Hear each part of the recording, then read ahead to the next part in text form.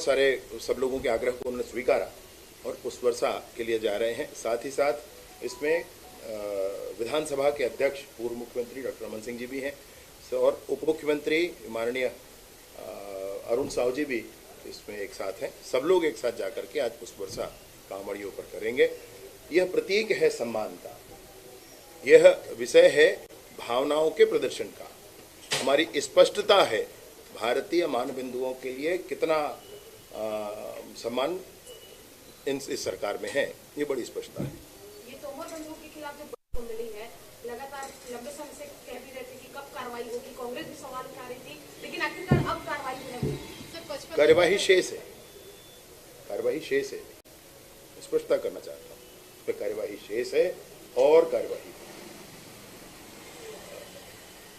न्यायालय ने जो मापदंड तय किए हैं उनको फॉलो करते हुए, न्यायालय को फॉलो करना हम सबकी जिम्मेवारी है। लोकतंत्र के लिए ये बहुत आवश्यक चीज़ है। इसलिए न्यायालय के इन सारे ही विषयों को पालन करते हुए पूरे ही मापदंडों के आधार पर जो कार्यवाहियाँ हुई हैं वो आपके सामने है। इसके बाद और भी कार्यवाही होगी। सर, घुसपैठियों को पकड़ने के लिए हेल्पलाइन नंबर आप लोगों ने पहले जारी किया था, पंचायत स्तर पर भी पंजी रखे जाएंगे, उस पर भी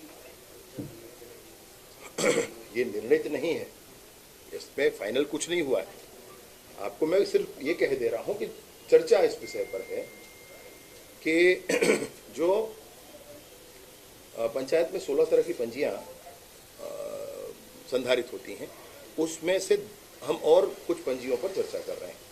एक तो पलायन पंजी कहते हैं, उसकी जगह वो श्रमवीर पंजी होगा।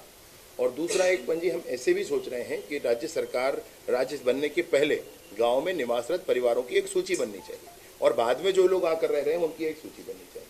बाद में जो लोग आकर रह रहे हैं उसमें फिर परीक्षण भी होगा कि भाई आकर रह रहे हैं वो हमारे भारत के ही तो हैं, कहीं ऐसा नहीं है कि घुसपैठ करके आने वाले भी हमारे गाँव में हैं। तो गाँव में इसको स्पष्टता करने के लिए ये कवायद की जा रही है। मैं सोचता हूं कि थोड़े दिन में हम इस पर निर्णय पर पहुंच जाएंगे और ये होना अच्छा भी है, मैं मानता हूं।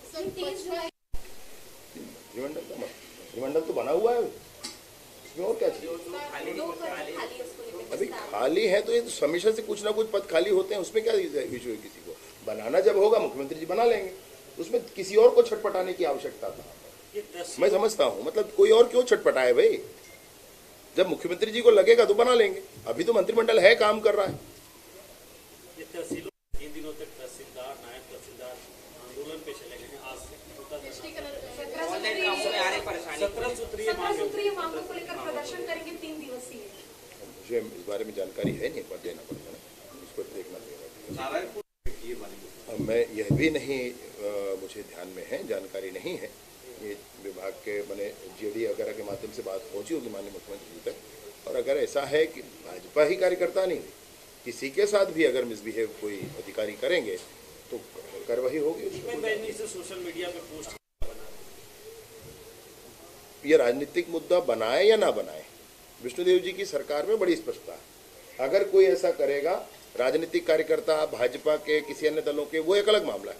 सामान्य जन से भी कोई करता है, वह भी गंभीर विषय है। सरकार इसको भी गंभीरता में लेकर के निर्णय करेगी।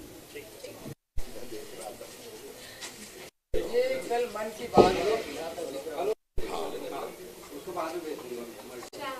जैसा आप सभी को पता है, 2024-25 के स्वच्छता पुरस्कार में छत्तीसगढ़ को ऐतिहासिक उपलब्धि मिली और हमारे राज्य के अधिकांश निकायों की रैंकिंग स्वच्छता में बढ़ी है। और बिल्हा नगर पंचायत 20,000 से कम की आबादी वाले शहरों में देश में पहला स्थान प्राप्त करके छत्तीसगढ़ को गौरवान्वित करने का काम किया। और कल जब प्रधानमंत्री माननीय नरेंद्र मोदी जी ने बिल्हा का उल्लेख किया, बिल्हा के बहनों का उल्लेख किया, छत्तीसगढ़ का एक एक व्यक्ति, विशेषकर छत्तीसगढ़ की सभी महिलाएं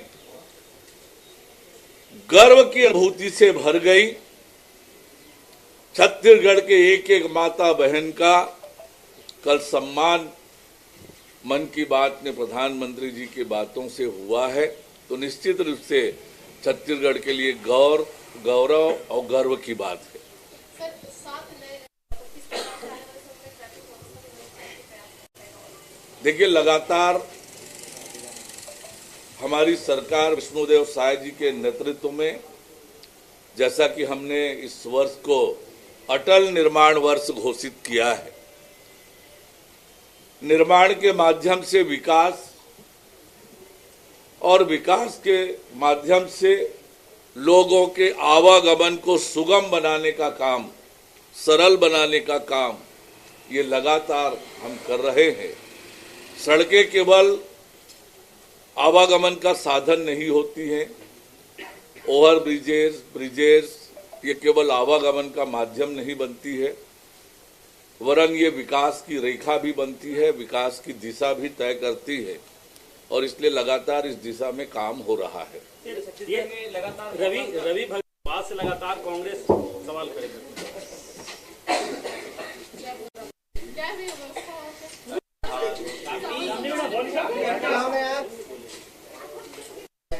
दिखे भी बड़ी